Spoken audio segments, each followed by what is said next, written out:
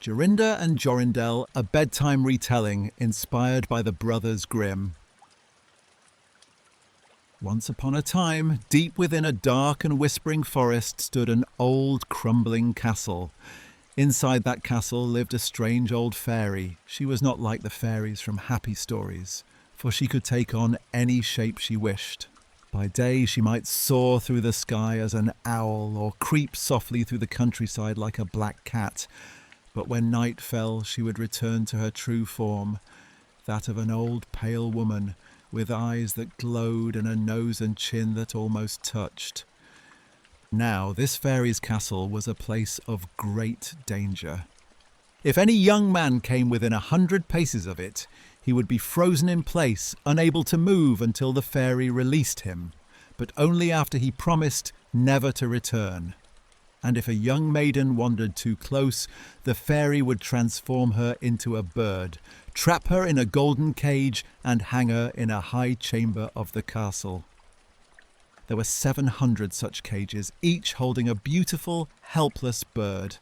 Among all the young people who lived near that forest, there was one maiden named Jorinda, fairer and kinder than any other. And there was a shepherd lad named Jorindel, who loved her dearly. They were soon to be married, and one evening they walked together into the woods, wanting a quiet moment alone. "It's a lovely night," said Jorindel, "but we must take care not to wander too near the old fairy's castle." The golden rays of the setting sun glowed through the tall trees. Turtle doves cooed gently from the branches, and the air was soft and still. Jorinda sat down beneath the birch tree to watch the sun sink lower, and Jorindel sat beside her. A strange sadness filled their hearts, neither knew why, as if some great sorrow was about to come between them. When they finally looked around to find the path home, they realized they were lost. The sun was almost gone now, half hidden behind the hills, and then Jorindel looked behind him, and his heart froze. Through the trees he could see the dark walls of the castle looming above them. "Jorinda," he whispered. But before she could answer, she began to sing softly. The ring-dove sang from the willow spray, "Well-a-day, well-a-day." He mourned for the fate of his darling mate, "Well-a-day." Her song broke off suddenly. Jorindel turned, and his blood ran cold. Jorinda was gone.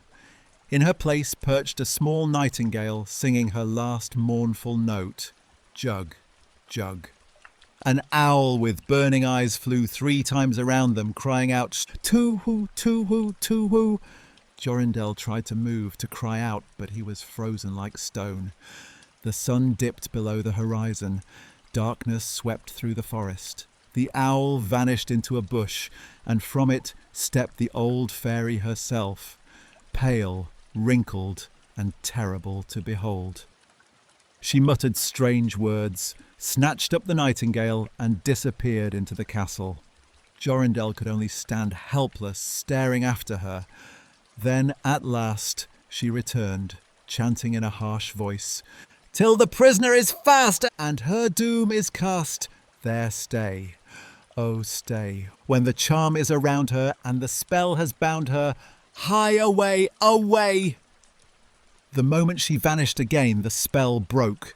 Jorindel could move once more. He fell to his knees, begging the fairy to give him back his dear Jorinda. But she only laughed cruelly and said, "You will never see her again." Then she disappeared into the shadows. Jorindel wept bitterly. He could not bear to go home without her, so he wandered to a far-off village and lived as a humble shepherd. Still, every day, he would walk near the edges of the dark forest, staring toward the castle, but he never saw or heard any sign of Jorinda. One night, he dreamed a dream.